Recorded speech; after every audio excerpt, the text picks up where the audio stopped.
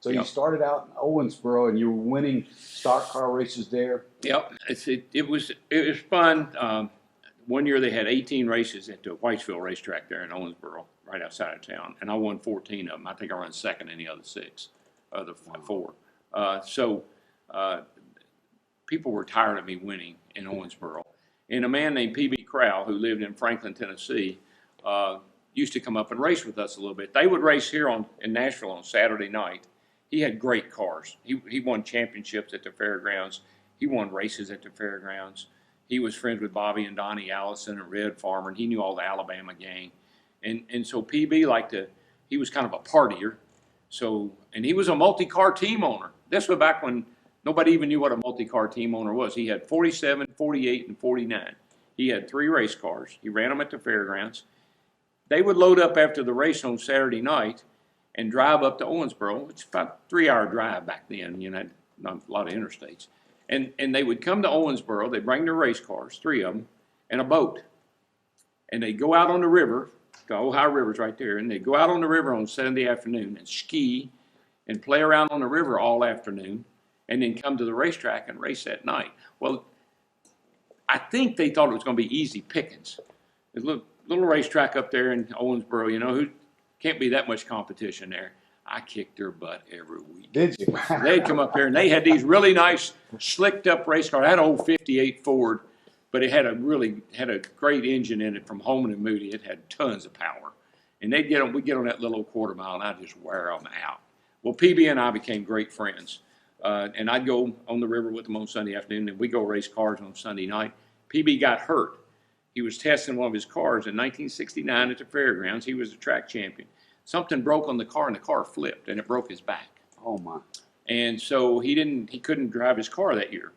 And he had some friends down here that he raced with that kind of filled in for him while he was trying to recover. But he soon realized he wasn't going to be able to drive again. His back was too bad. So he called me up, and he said, would you come down and drive my car? Now, Owensboro, a little quarter-mile track. Nashville is a big half-mile. It's like a super speedway back in the day. Yeah. And one of the best short tracks in the country. I mean, they had 2 NASCAR races there, two Sprint Cup races there every year. So this track had a huge following, great reputation. It had 15,000, 20,000 people out there every weekend for the races. It was the only thing in town at the time. And how many people were in Owensboro for a race in those days? Well, maybe 3,000 at the most, but probably more like 1,500. On a good night, maybe 3,000. So huge racetrack, huge opportunity. And PB called me up and said, would you like to come drive my car? And I said, oh my gosh. Again, thinking back to the go-kart, yeah. Can I come and drive it? This is one of the best cars your man could sit down in. I came, I drove it, I won. I mean, I won the race in his car, and of course he was impressed because that was a big step from that quarter mile to the half mile. So anyway, I won, but he had already made some commitments to some other people about driving the car, some more races that year, so I didn't get to drive it every week. But he would call me when he needed somebody. I'd come down. Every time I came, I won. So at the end of the '69 season, the track burned down. I don't think they had a wooden, it was old fairgrounds. You may or may not remember it, but it was old wooden grandstand back in the day, and it was old fairgrounds. I came to Nashville about 10 years ago. Yeah, later, and so in '69 it burned down. And so in the off season, they had to rebuild the whole place. They rebuilt the track, built a new big grandstand, and changed everything. But the season didn't get started until about the middle of 1970. Well, I was all set to drive PB's car, and the first race they had, it was called the Flameless 300.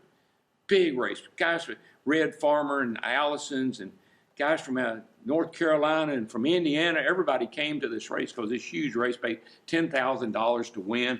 Yeah. Took a lot of money back in the day. And so, and I won it. I won that 300. That 300 lap race. And that just took me to another level because you win at Nashville, you win a local Saturday night race, that's one thing. But when you win a race against that kind of competition, you must be pretty good. And so that just started me off on my career. And I always think about my career as stepping stones: Owensboro, Nashville, Daytona.